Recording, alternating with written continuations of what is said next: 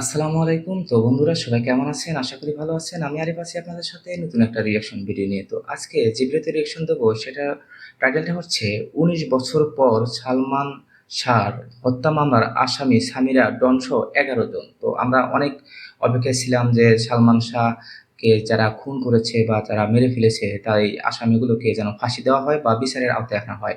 তো আমরা অনেক অপেক্ষার পর আজকে এই খবরটা পেলাম, খুশির খবরটা পেলাম যে সালমান হোসেনে বা সালমান শাহর যে যারা খুন করেছে ভালো একটা তদন্ত দরকার ছিল এবং তদন্ত করে ১১ জনকে কে ফাঁসি দিল। তো আজকের এই ভিডিওতে আমরা সম্পূর্ণ জানবো যে আসলে সালমান শাহ কিভাবে মারা গেল এবং কোন ১১ জন ব্যক্তিকে ফাঁসি ফাঁসি দেওয়া হবে বা কোন ১১ জন ব্যক্তির উপরে করলো, মামলা করলো। তো চলুন বন্ধুরা আজকের এই ভিডিওটা শুরু করা যাক।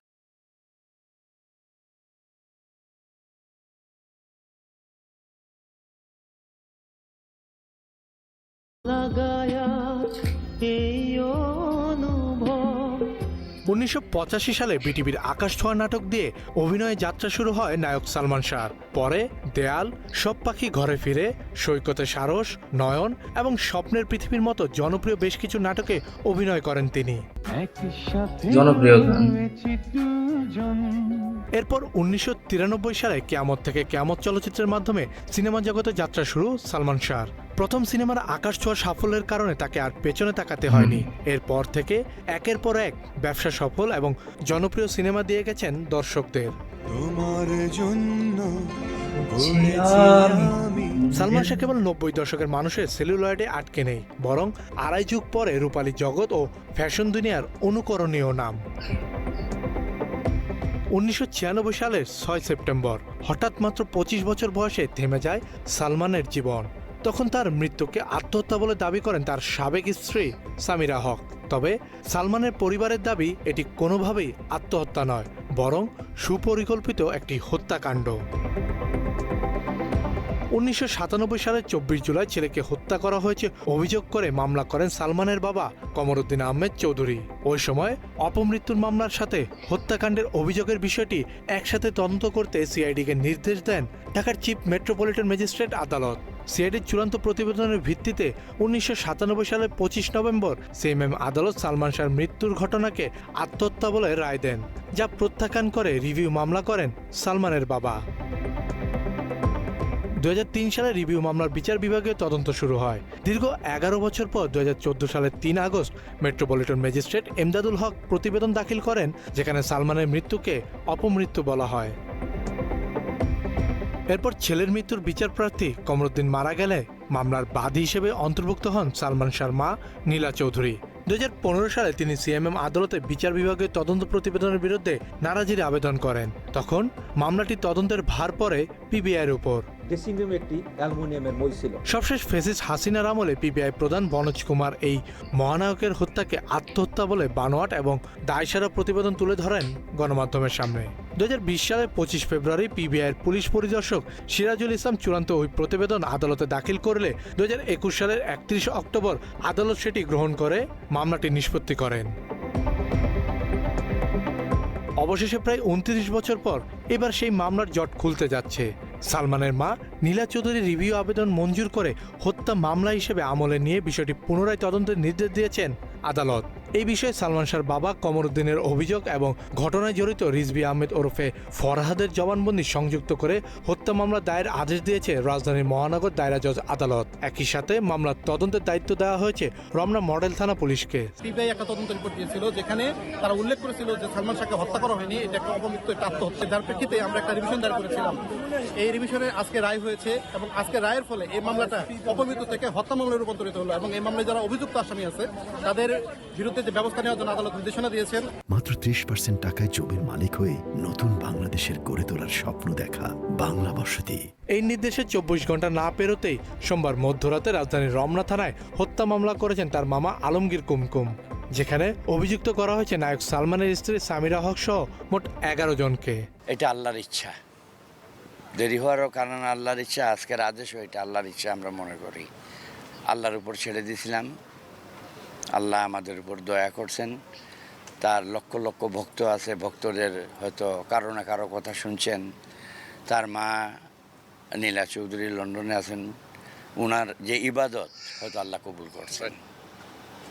পরবর্তী চাওয়া ইনশাল্লাহ এটা প্রমাণ হবে এটা হত্যা না আত্মহত্যা, ইনশাল্লাহ প্রমাণ হয়ে যাবে। আপনারা জানবেন, আপনারা দেখবেন, দেশবাসী জানবে, দেখবে, এটা প্রমাণ হবে যে এটা হত্যা। একমাত্র সালমান শাহর তথাকথিত স্ত্রী সামিরা সেই বলতেছে আত্মহত্যা, অথচ আইনে কি বলে? স্বামী আত্মহত্যা করলে যারা ঘরে থাকবে স্ত্রী সহ তারা এর জবাবদিহিতা করতে হবে, আইনের বইতে লেখা আছে। আর স্ত্রী যদি আত্মহত্যা করে তাহলে স্বামী যদি ঘরে থাকে বা কাজের লোকজন ঘরে থাকে তাদের জবাবদিহিতা করতে হবে। আজকে জজ সাহেব পরিষ্কার বলে দিয়েছেন। আমার জীবনের প্রথম আমি রায় শোনার জন্য কোর্টে এতক্ষণ থাকি নাই। আজকে রায় কী জিনিস শুনলাম, বুঝলাম। মহান আল্লাহর দয়া কী জিনিস শুনলাম, বুঝলাম। এবং কোর্টের মধ্যে যারা ছিলেন আমাদের অ্যাটর্নি সহ, এবং অনেক অনেক আমাদের অ্যাটর্নি না, আমাদের পক্ষের না, ওনারাও যে হাজির হয়েছেন। কিন্তু কোর্টের মধ্যে যখন জজ সাহেব রায় পড়ে শোনাচ্ছিলেন, অনেকে চোখ মুছতে দেখলাম। মামলার এজাহারে প্রথম আসামি হিসেবে নাম রয়েছে সামিরা হকের। এরপর রয়েছেন ব্যবসায়ী আজিজ মোহাম্মদ ভাই, লতিফা হক লুসি, চলচ্চিত্রের খলনায়ক ডন সহ আরও কয়েকজন। সালমানের হত্যাকারীরা কেউ ছাড় পাবে না বলে জানিয়েছেন তার মা নীলা। সোজানো আত্মহত্যা মামলাটা আল্লাহ যে কবুল করেছেন এবং মাননীয় আদালত অনেক সুন্দরভাবে তার কারণগুলো তুলে ধরেছেন, আবার আবার আবার নির্দেশ দিয়েছেন যেটাকে হত্যা মামলা হিসাবে গ্রহণ করা হয় এবং সেটাকে যেন চালু করা হয় অনতিবিলম্বে। আদালতের প্রতি সম্পূর্ণ শ্রদ্ধা রেখে আমি জানাচ্ছি আমরা নিশ্চয়ই আবার আমরা বিচারটা পাবো। আমরা সালমান শাহকে পাবো না, কিন্তু তার উপরে যে অপবাদ আছে সেই অপবাদ থেকে দায় মুক্তি আমরা পাবো, সেটাই আমরা চাই। সালমান শাহ আত্মার মাগফিরাত কামনা করি এবং তার সঙ্গে যে বাচ্চাগুলো মারা গেছে তাদের আত্মারও মাগফিরাত কামনা করি। এবং তারা প্রমাণ করেছেন পিবিআই যে সালমান শাহ আত্মহত্যা করেছে। আমি তাদেরও বিচার চাই, যারা প্রহসন করেছেন, যারা প্ররোচিত করে তাকে আত্মহত্যা, তারা প্রমাণ করে দিক তারা কিভাবে আত্মহত্যা করেছে। সালমান শাহের স্ত্রী খালি বারবার এবার বলতেছে প্রমাণ হচ্ছে আত্মহত্যা, এটা তো আত্মহত্যাই যদি হয় তাহলে তাকে প্রমাণ করতে হবে সালমান শাহ আত্মহত্যা করেছে এবং তার প্ররোচনায় আত্মহত্যা হয়েছে। সুতরাং সে নিজে কনভিক্টেড, সে এখানে আসামি হয়, তাকে তো গ্রেফতার করতেই হবে। আসামিগুলো কিন্তু এখন পালিয়ে যাবার আশঙ্কা বেশি। এয়ারপোর্টের যেন নির্দেশ দেওয়া হয় তারা যেন পালাতে না পারে। এর আগে সালমানের মৃত্যু নিয়ে সাংবাদিক ইলিয়াস হোসেন তার 15 মিনিটসের অনুসন্ধানী প্রতিবেদনও হত্যাকাণ্ডের রহস্য উন্মোচন করেছেন। এই মামলাটা এতদিন টানার কারণটা হলো এই অপমৃত্যু মামলা, এখনো তারা মার্ডার মামলায় নিল না। এরপরে আমার হাজবেন্ড মার্ডার মামলা করেছে। ভক্তরা মনে করছেন এবার হয়তো জানা যাবে সালমান শাহ মৃত্যুর আসল রহস্য। দীর্ঘ প্রায় 29 বছর পর আমরা এই মামলাটার আলোর মুখ দেখতে পেলাম। মাননীয় বিজ্ঞ আদালত এই অপমৃত্যুকে হত্যা মামলা বলে ঘোষণা করেছেন। আমরা তার সুষ্ঠু তদন্ত করে দৃষ্টান্তমূলক তার আসামিদের শাস্তি চাই। আজও পর্যন্ত আমরা সবাই রাজপথের সৈনিক। আমরা সবাই মনে প্রাণে বিশ্বাস করি সালমান ভাইয়াকে 100% হত্যা করা হয়েছে এবং এটা সুপরিকল্পিতভাবে হত্যা করা হয়েছে।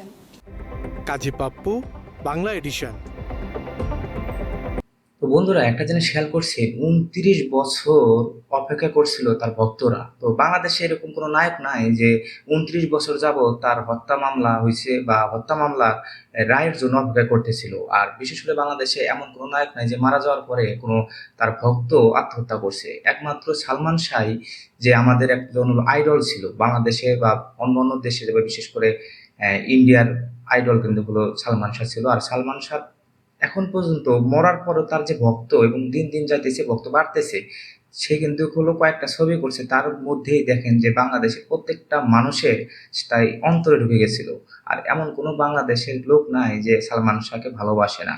আর সালমান শাহ তাকে মারা হয়েছে, তাকে হত্যা করা হয়েছে, কিন্তু এটা তখনকার সময় বলা হয়েছিল সে আত্মহত্যা। তো এখন এসে বোঝা যাচ্ছে যে আসলে সালমান শাহকে হত্যা করা হয়েছে। তো আমরা চাই যে তার সুষ্ঠু বিচার হোক এবং এই কাজে যারা জড়িত ছিল, যে লোকগুলো জড়িত ছিল, তাদেরকে আইনের আওতায় আনা হোক এবং ফাঁসিতে ঝুলানো হোক।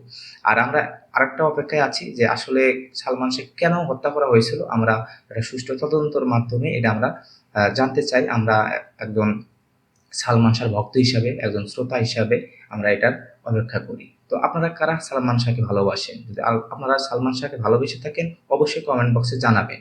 আর এরকম নতুন নতুন রিয়াকশন ভিডিও পেতে অবশ্যই চ্যানেলটি সাবস্ক্রাইব করবেন। তো আজকের মতো আমি এখানে বিদায় নিচ্ছি। সবাই ভালো থাকবেন, সুস্থ থাকবেন। আল্লাহ হাফেজ।